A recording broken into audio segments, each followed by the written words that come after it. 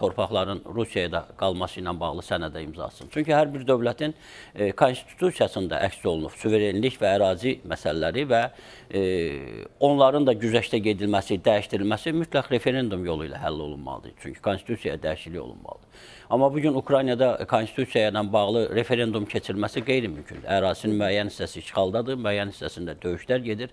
Bu bir çətinlikdir. Yəni bu sonra ortaya çıxacaq, hüquqşünaslar bunu ortaya qoyacaq ki, Zelenski xalqın adından bu sənədi imzalaya bilməz. Heç bir dövlətin başçısı torpaqların... Yəni beynəlxalq hüquq buna yol verir. Həm də onların ana yasası, konstitusiya buna imkan vermir. Müvəqqəti xarakterli atəşkəs filankəs ola bilər, yəni bunu imzalaya bilər. Amma hüquqi baxımdan Ukraynanın prezidentinin belə bir sənədi imzalamaq hüququ yoxdur. Digər tərəfdən Ukrayna artıq 22-ci ildən bu günə qədər çox gərgin və şiddətli döyüşlərlə Rusiyaya cavab verməyə qadir olduğunu göstərdi. Avropa İttifaqı kifayət qədər pul ayırıb, Amerika ayırıb və s.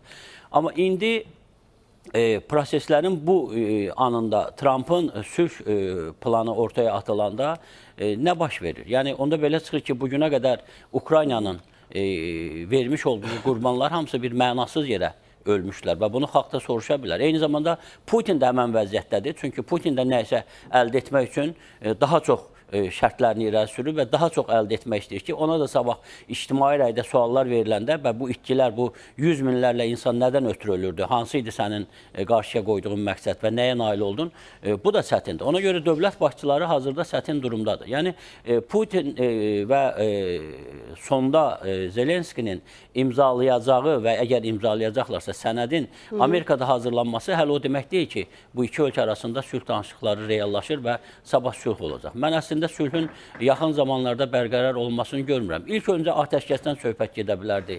Əsirlərin, meyitlərin dəyişdirilməsindən söhbət gedə bilərdi və ondan sonra yavaş-yavaş gələcək məsələlər.